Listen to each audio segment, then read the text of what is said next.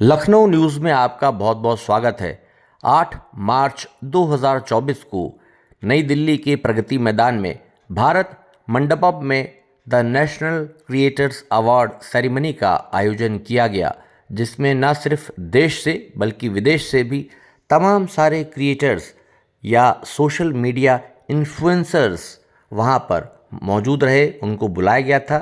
mygovernment.in की तरफ से ये आयोजन किया गया था और चुनिंदा लोगों को 20 कैटेगरी में यहाँ पर जिन लोगों का सिलेक्शन हुआ था अवार्ड के लिए, उनको यहाँ पर भारत के प्रधानमंत्री श्री नरेंद्र मोदी ने सम्मानित किया अवार्ड दे करके।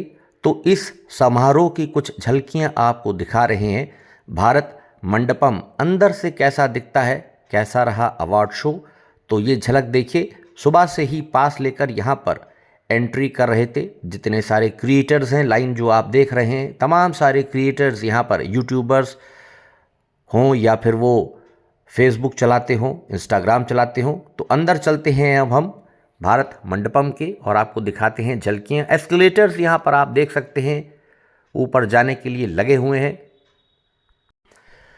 यही वो जगह है जहाँ पर सबसे पहले भारत में G20 सम्मेलन का आयोजन किया गया, जिसमें सभी बड़े देशों के राष्ट्राध्यक्ष यहाँ पर आए थे और हमारे प्रधानमंत्री श्री नरेंद्र मोदी जी ने उनकी अगवानी की थी। यहाँ पर वो मेज़बान थे क्योंकि इंडिया ने होस्ट किया था G20, आप जैसा सब जानते हैं। तो यही वो जगह है भारत मंडपम, जहाँ पर ये अवार्ड्स महाशिवरात्रि के पावन पर्व पर ऑर्गेनाइज किए गए। सामने आप देख सकते हैं यूट्यूब का सिंबल भी लगा है। सेल्फी पॉइंट यहाँ पर प्रधानमंत्री के साथ यहाँ पर ये इस प्रकार से आप देख सकते हैं। नए विकसित भारत का जो सपना लेकर के वो चल रहे हैं, जिस प्रकार से भारत देश का वो निर्माण कर रहे हैं रात दिन। और अंदर के नज़ारे आप देखिए, निश्चित ही आपके मन को मोह लेंगे। कितना भव्य यहाँ पर सारा निर्माण किया गया है, आप देख सकते हैं। हर देशवासी के लिए ये गौरव की बात है। लाइट्स ऊपर की चाहे आप देखें, इसकी जो डेकोरेशन है आप देखें, और जो स्पेस है, कितनी बड़ी विशाल जगह यहाँ पर है। ये जो क्रिएट की गई है प्रगति मैदान में, जहाँ पर कभी अप्पू घर हुआ करता था, लेकिन आज भारत मंडपम यहाँ पर बना दिया गया है। और ये देखिए कार्यक्रम की शुरुआत हो गई है। सामने बड़ी बड़ी स्क्रीन्स अलग अलग ऑडिटोरियम्स में लोगों को बैठाया गया था, क्योंकि बहुत सारे क्रिएटर्स यहाँ पहुँचे थे और एक हॉल में सभी को बैठा पाना संभव नहीं था। तो प्रधानमंत्री जी पहुँच चुके हैं ऊपर, ठीक सेकंड फ्लोर पर जो आयोजन हमारा चल रहा है वहाँ पर प्रधानमंत्री जी पहुँचे हुए हैं। उसकी लाइव टेलीकास्ट सभी ऑडिटोरियम्स में बड़ी स्क्रीन्स पर इस प्रकार से दिखाई गई। यहाँ पर माननीय प्रधानमंत्री जी के साथ साथ हमारे रेल मंत्री अश्विनी वैष्णव जी, जो कि हमारे सूचना और प्रौद्योगिकी के भी मंत्री हैं, वो भी साथ बैठे हुए हैं। और कुछ ही क्षणों में यहाँ पर ये कार्यक्रम जो अवार्ड सेरेमनी है वो अब शुरू होने जा रही है। तो इसका सीधा प्रसारण दिखाया जाएगा।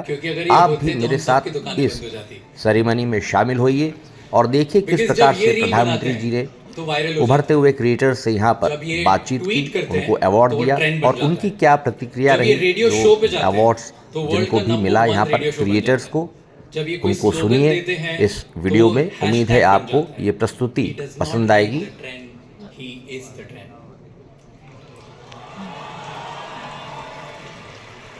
Ladies and gentlemen, join your hands together for the influencer of the influencers, the OG, the GOAT, who is making the Indian dream possible for millions of Indians, the creator of New Bharat, Honorable PM Narendra Modi ji.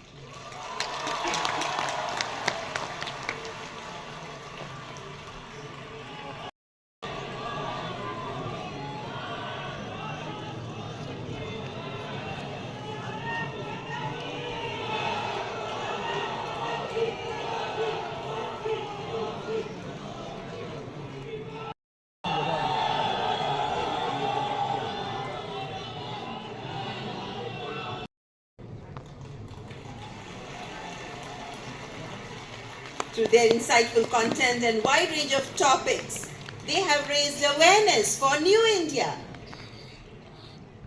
हमें ऐसा लगा कि भारत की जो image बन रही है, जो छवि बन रही है, वो बहुत सारी नेगेटिव बन रही है, लेकिन भारत में ऐसी बहुत सारी बातें हैं, बहुत सारी पॉजिटिव बातें हैं जो पूरी दुनिया तक पहुंचना आवश्यक है, ताकि हमारी जो नई पीढ़ी है वो हमारे नए भारत से रूबरू हो पाए।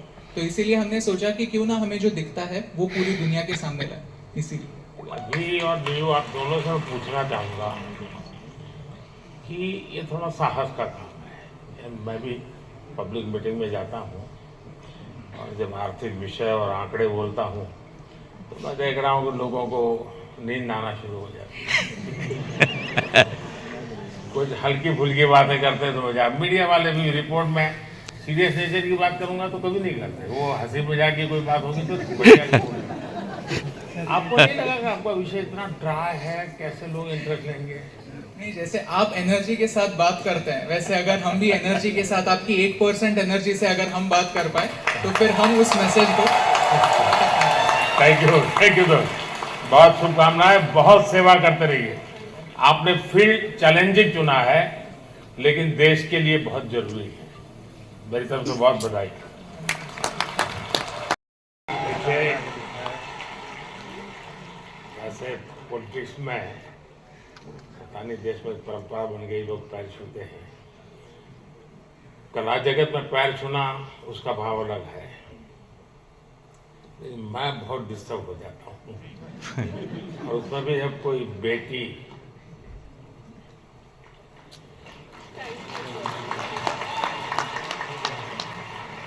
मैं सुनना चाहूंगा आपके विषय में कुछ।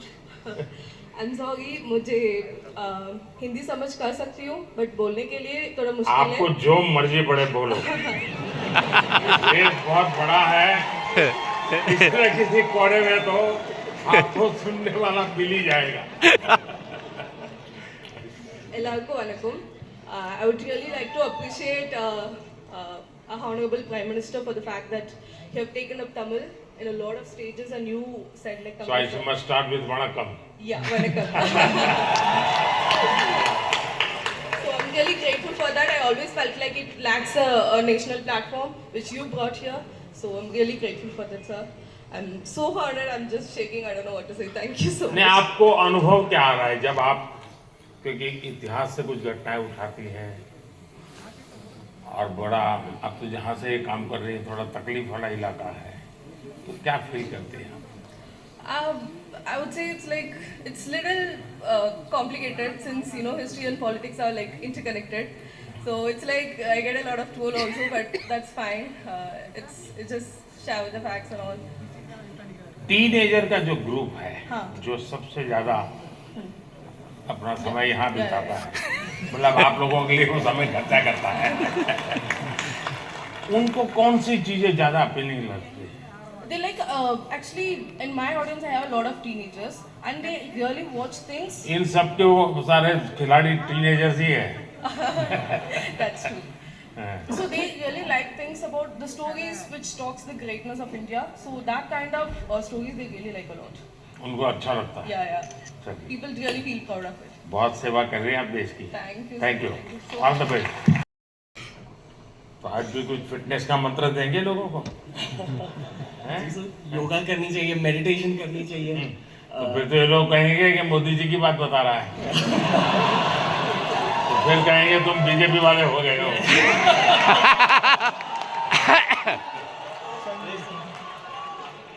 मोदी जी शायद यूथ की बातें कर रहे हैं, तो पूरा यूथ भी मेडिटेशन कर रहा है।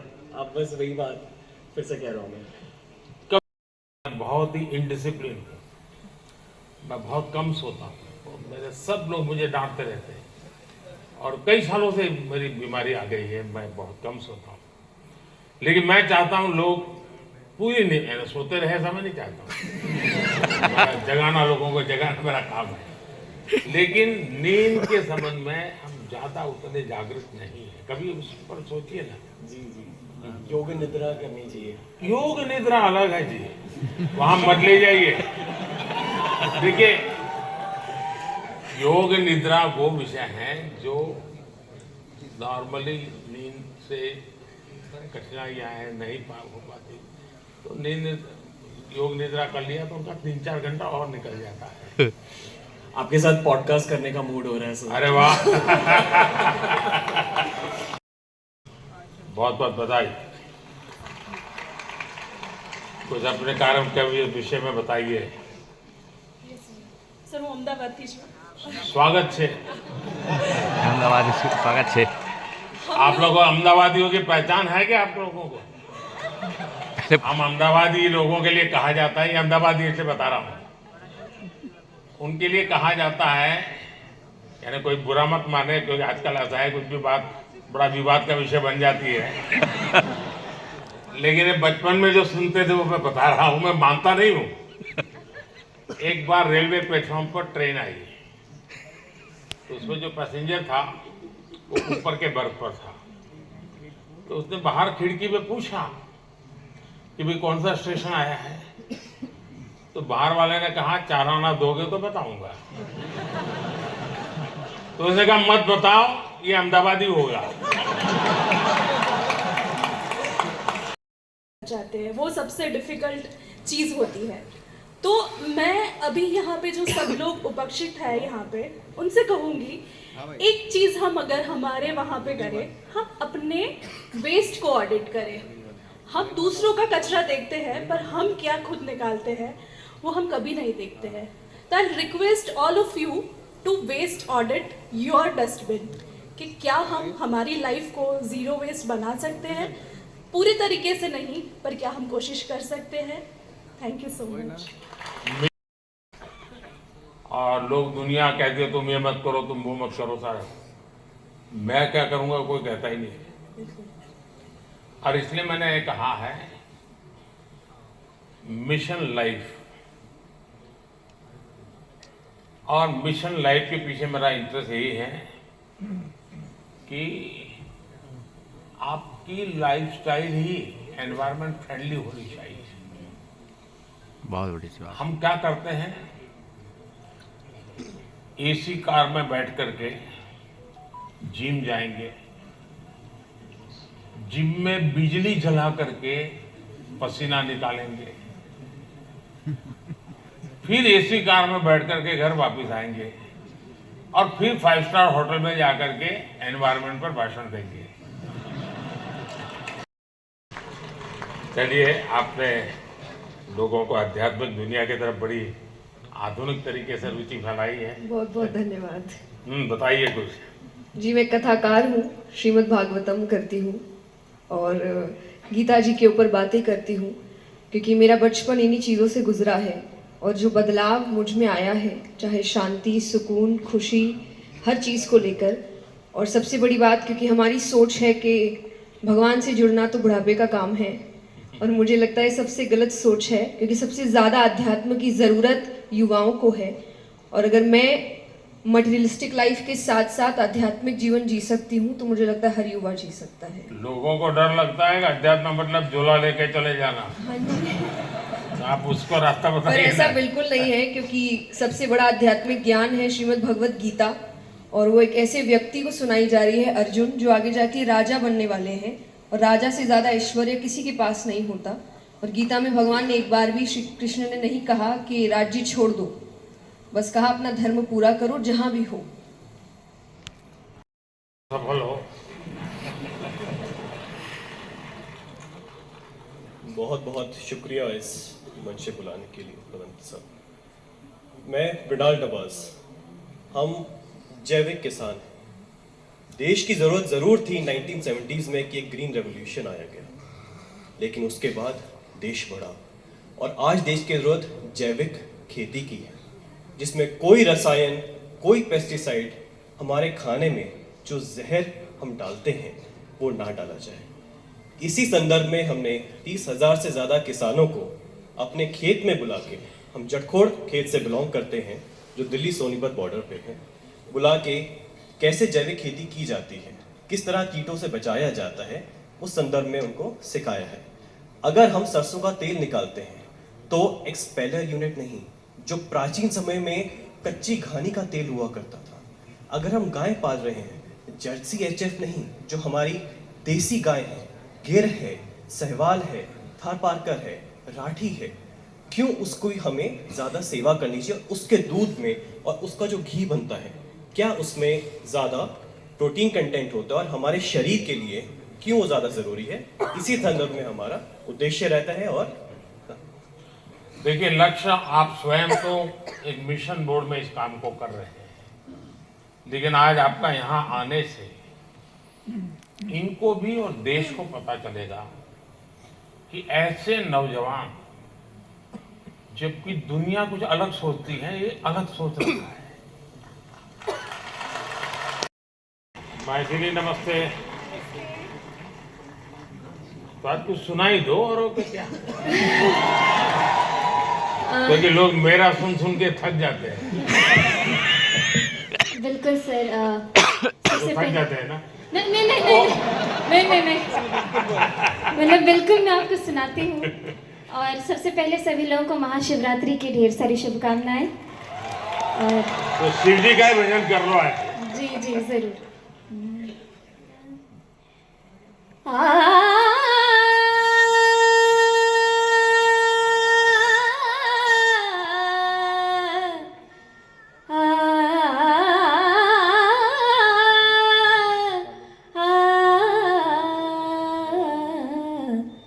डिमिक डिमिक डमरू कर बाजे, प्रेम मगन नाचे भोला भोला।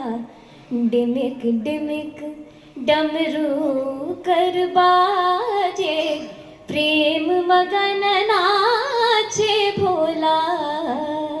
सिंही नाद बजावत गावत, सिंही नाद बजावत गावत, लटक रही बगली झोला भोला।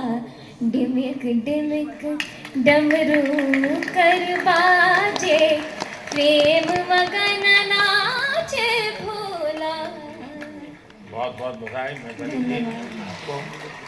आपने देखा होगा, मैंने मन की बात में एक बार एक जर्मन बच्ची का उल्लेख किया।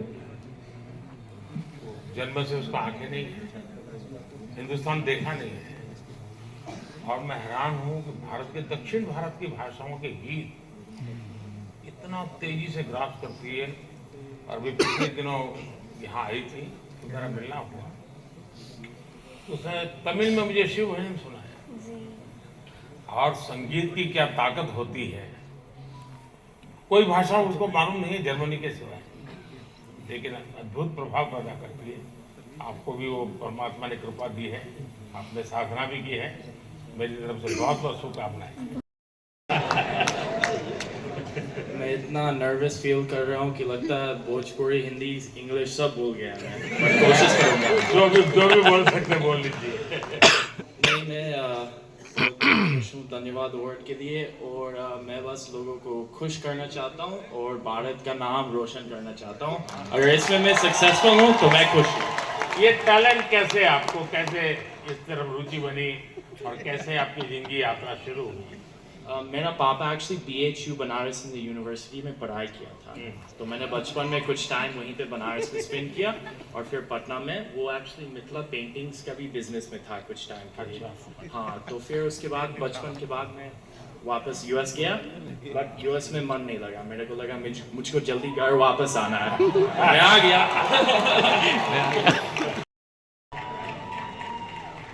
बहुत बहुत बधाई। Thank you. काम्या जी बताइए। मुझे घूमने का बहुत शौक है, और मुझे लगता है कि जब हम ऑफिस से थके आ रहे आते हैं या वीक भर पूरा काम करते हैं, वीकेंड्स में हमें एंजॉय करना चाहिए। जो इतनी ब्यूटीफुल नेचुरल ब्यूटी हिंदुस्तान में है वो एंजॉय करनी चाहिए। और मुझे लगता है भारत सबसे ज़्यादा खूबसूरत देश है, और यही ऑब्जेक्टिव है कि ग्लोबल मैप पर भारत नंबर 1 पर हो बस। और फिलहाल कंफ्यूज्ड हूँ, लक्षद्वीप जाऊं या द्वारका?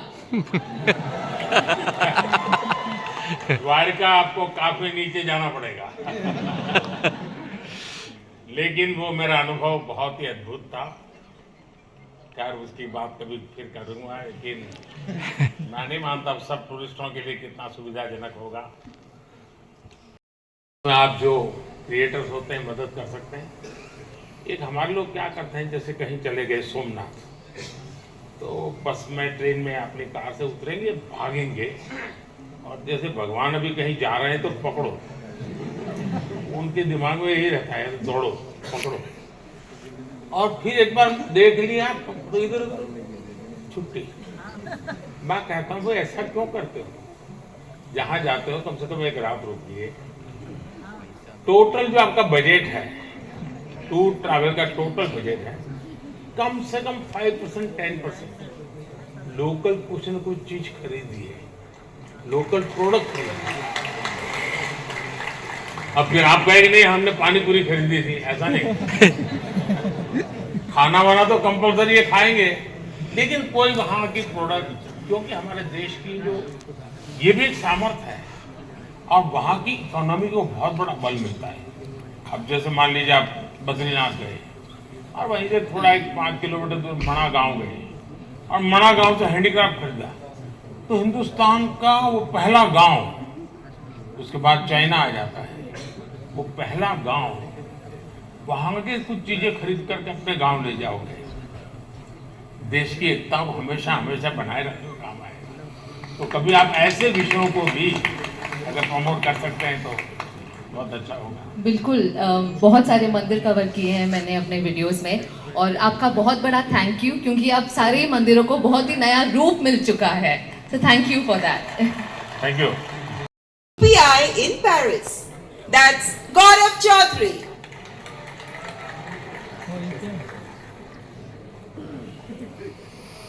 चलिए भाई, आज की दुनिया का इंसान है, कुछ बताएगा हमें। सर चलिए शुरू करते हैं। सर मैंने 2015 अक्टूबर में अपना चैनल शुरू किया था, और उसका एक बहुत बड़ा कारण है डिजिटल इंडिया, जो जुलाई के महीने में शुरू हुआ था।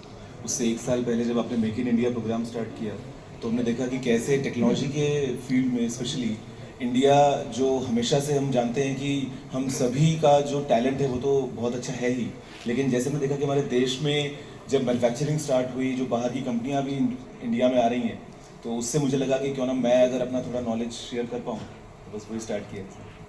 आपने ध्यान में आया होगा, एक विषय को लेकर के मैं, भारत काफी कुछ कर रहा है और दुनिया को भी मैं कहता रहता हूँ। सभी दुनिया के बड़े बड़े नेताओं से इस विषय में मेरी जरूर चर्चा होती है, और भारत का जो डिजिटल इंडिया का सक्सेस है, ये तो गौरव बराबर अच्छे तरह जानते हैं क्योंकि दूसरी फील्ड में काम करते हैं। लेकिन मेरा एक आग्रह रहता है कि उज्जवल भविष्य के लिए हमें टेक्नोलॉजी को डेमोक्रेटाइज करना चाहिए। हमारा यूपीआई ये इसका बहुत बड़ा सिंबल है। ये कुछ लोगों की बपोती नहीं है, ये सबकी मालिकी है, और दुनिया तभी आगे बढ़ेगी। कोई उसका एक बड़ा कंपनी का मालिक बन गया और दुनिया बांट रहा है, ऐसा नहीं। हम उसको डेमोक्रेटाइज करते हैं, और मैं मानता हूं जितना ये पहलू आपके माध्यम से पहुंचेगा कि टेक्नोलॉजी को डेमोक्रेटाइज करने की क्यों जरूरत है, दुनिया के उज्जवल भविष्य के लिए थोड़ा सीरियस विषय लगेगा। लेकिन मैं गौरव जैसे दोस्तों से चाहूँगा कि आप इसको जरा बल दीजिए। सर मुझे ऐसा लगता है कि टेक्नोलॉजी जो है वो हम सभी को एक ताकत देती है आज की दुनिया में। मैं अभी पेरिस में गया था पिछले हफ्ते, और मैंने जब वहाँ की टिकट यूपीआई से खरीदी तो बहुत खुशी हुई, और मुझे लगता है कि इंडिया के पास में वो सारे सॉल्यूशंस हैं जो पूरी दुनिया के देश जो है अपनी जगहों पे इम्प्लीमेंट कर सकते हैं।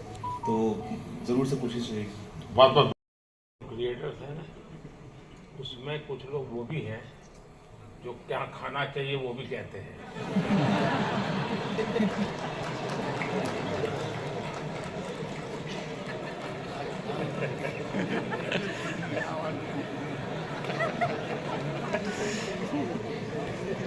The next category, Heritage Fashion Icon Award, और इस अवार्ड के विनर हैं जहानवीर सिंह। और दुनिया में भारत की चीज, क्योंकि टेक्सटाइल मार्केट फैशन के साथ ही जा सकता है, वो अकेला नहीं जाता है आजकल, क्योंकि रेडीमेड ब्रांड का जमाना है। और आप बड़ी मदद करिए, कुछ सुनाइए लोगों को। बहुत बहुत धन्यवाद। मेरा नाम जानवी है और सबसे पहले बहुत धन्यवाद इस पुरस्कार के लिए। और मैं चाह रही हूँ कि इस नए भारत में जो हमारी प्राचीन परंपरा है उसे अपनी संस्कृति, शास्त्र, संस्कार और साड़ियों के माध्यम से आगे लेके जाऊँ। और मेरा सबसे यही अनुरोध है कि अपनी संस्कृति, शास्त्र, संस्कारों को भूलिए मत, उसे अपने साथ रखिए। आप कितने भी मॉडर्न हो जाएं, हमेशा ये रूट्स आपको याद होनी चाहिए। That's Shraddha. यो श्रद्धा से मेरा दोबारा मिलने का मौका मिला है, बहुत बहुत बधाई। बहुत धन्यवाद इस पुरस्कार के लिए। और ये पुरस्कार ये एक्नॉलेज करता है कि जो लोग घर में एक स्मार्टफोन के ज़रिए कंटेंट बनाते हैं वो भी एक स्किल है। ये एक्नॉलेज करता है ये पुरस्कार, इसका बहुत बहुत बहुत धन्यवाद।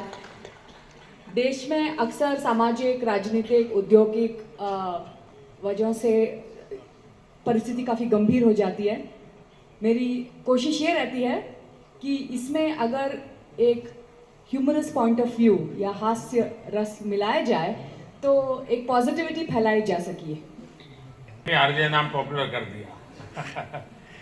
सर मुझे लगता है कि आपने भी रेडियो को पॉपुलर कर दिया, तो उसके लिए बहुत बहुत धन्यवाद। और अक्सर जब मैं रेडियो में प्रोग्राम करता हूँ और लोगों से रेडियो के बारे में बात करता हूँ, और मुझे अच्छे से याद है जब मन की बात प्रोग्राम शुरू होने वाला था तब हमने यही कहा था कि हमारी इंडस्ट्री में और एक व्यक्ति आ रहे हैं। हमने इतने सालों से काम किया लेकिन शायद वो फर्स्ट डे से ही सारे रिकॉर्ड्स तोड़ देंगे, तो उसके लिए बहुत बहुत धन्यवाद। बहुत बहुत बधाई आपको। Thank you Modi ji. और सारी रेडियो फ्रेटर्निटी की तरफ से मैं आपको धन्यवाद कहूँगा, क्योंकि शायद यहाँ पर रेडियो का मैं इकलौता हूँ आपके अलावा जिसको ये अवार्ड मिल रहा है। सो बहुत लोग होंगे जो भी दुनिया में होंगे, और मैं पक्का मानता हूँ कि लोग तो अपने गीत खुद ही रिकॉर्ड करते होंगे, फिर खुद सुनते होंगे, और घर में अगर माँ गुस्सा करती है तो सुनाते होंगे। कविता जी बहुत बहुत बधाई आपको।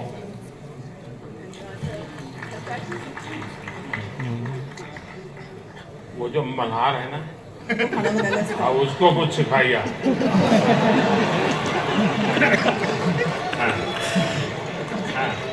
सर धन्यवाद इस पुरस्कार के लिए।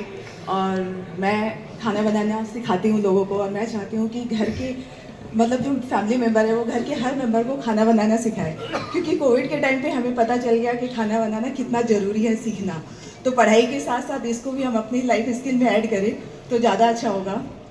और साथ में मैं चाहती हूँ कि जैसे स्कूल वगैरह में हम बच्चों को बाकी चीज़ें पढ़ाते हैं, तो उसके साथ अगर हम एग्रीकल्चर भी सिखाएं तो बच्चों को ये पता चलेगा कि एक अनाज उगाने में कितना मेहनत होता है, तो शायद उसकी वजह से फूड वेस्टेज कम होगा। और खाना बनाने में कितनी मेहनत होती है तो उसकी वजह से भी वेस्टेज को हम रोक सकते हैं। तो ये मेरी सोच है, मैं चाहती हूँ कि ऐसा अगर हो तो फ्यूचर में अच्छा होगा। अच्छा हुआ आप इस काम को किया, और आपके कारण लोग जानेंगे, वरना हमारे गुजरात के लोगों का एक स्वभाव रहा है, वो सैटरडे शाम को कहीं के रेस्टोरेंट ढूंढते रहते हैं फास्ट फूड, और फिर वहाँ मैक्सिकन कहाँ मिलेगा, पिछले सप्ताह जब मैं एक्सीडेंट लिया इस बार इटालियन कहाँ मिलेगा, और अगर वो कुल्लू मनाली जाएंगे तो यहाँ गुजराती डिश कहाँ मिलेगा। बताइए ना। पहली बात तो प्रधानमंत्री जी थैंक यू सो मच इस पुरस्कार के लिए। मैं एक्चुअली टेक रिलेटेड या फिर जो भी अवेयरनेस होती है उससे रिलेटेड वीडियोस बनाता हूँ, लोगों को अवेयर करता हूँ। जिस तरीके से इंडिया में टेक्नोलॉजी या फिर बाकी की चीज़ें बढ़ रही हैं, उस तरीके से बहुत सारे स्कैम्स भी बढ़ते जा रहे हैं, जहाँ पे कई सारे ऐसे भी लोग हैं।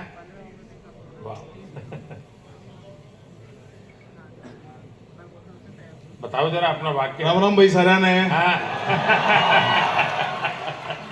बहुत बहुत बधाई। बहुत बहुत धन्यवाद। सुनाइए सबको, और चैलेंज भी दे दीजिए आप। तो चैलेंज तो ये है भाई, मतलब डेली वर्कआउट करना, आप कुछ भी काम करते हो, क्योंकि नुकायारा दुनिया में 2.5 सुख है। पहला सुख निरोगी काया, दूसरा अच्छी नींद, और आधे माँ जहा और बच्चा और सब कुछ है।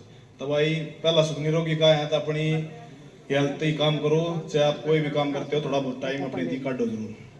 बहुत बहुत बधाई। सुनाइए, कुछ ट्रिगर हो जाए।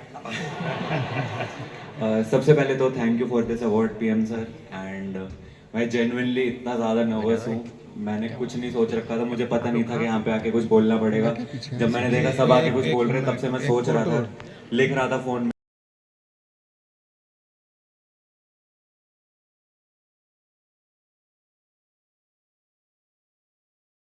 आज का बस यही कार्यक्रम है। नहीं, इसलिए ये सारे लाइन लगा के खड़े रह जाएंगे, क्योंकि ज्योतिष ऐसी चीज है, कोई भी हाथ दिखाता है।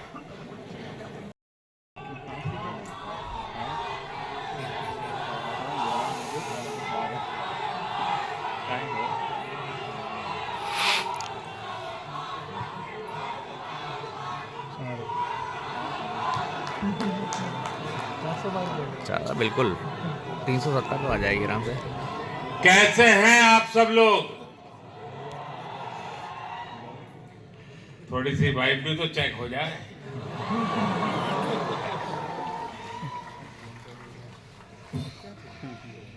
इस कार्यक्रम में उपस्थित मंत्रिपरिषद के मेरे साथी अश्विनी वैष्णव जी, जूरी मेंबर्स भाई प्रसून जोशी जी, रूपाली गांगुली जी, देश के कोने कोने से यहाँ उपस्थित सभी कंटेंट क्रिएटर्स, देश के कोने कोने में इस आयोजन को देख रहे मेरे सभी युवा साथी और सभी अन्य महानुभाव, आप सबका स्वागत है, आप सबका अभिनंदन है। और आप वो लोग हैं जिन्होंने अपनी जगह बनाई है, और इसलिए आज उस जगह पे आप हैं, भारत मंडपम।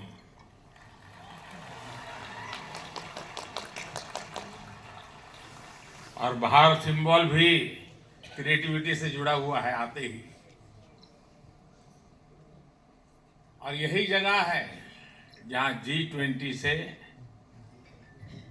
सभी मुखिया यहाँ इकट्ठे हुए थे और आगे की दुनिया कैसे क्रिएट करनी इसकी चर्चा कर रहे थे। और आज आप लोग हैं जो भारत का भविष्य कैसे क्रिएट करना उसकी चर्चा करने के लिए आए हैं।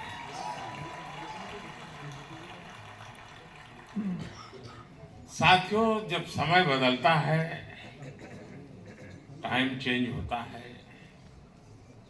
जब नए युग की शुरुआत होती है, तो उसके साथ कदम से कदम मिलाना ये देश का दायित्व होता है। आज भारत मंडपम में देश अपने उस दायित्व को पूरा कर रहा है। पहले नेशनल क्रिएटर अवार्ड्स यानी पहला है, ये आयोजन नए दौर को समय से पहले पहचान देने का आयोजन है।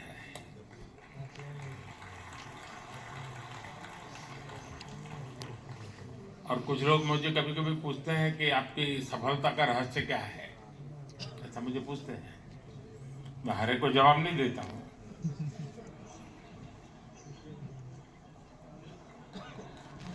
कोई रेस्टोरेंट वाला अपना किचन दिखाता है क्या?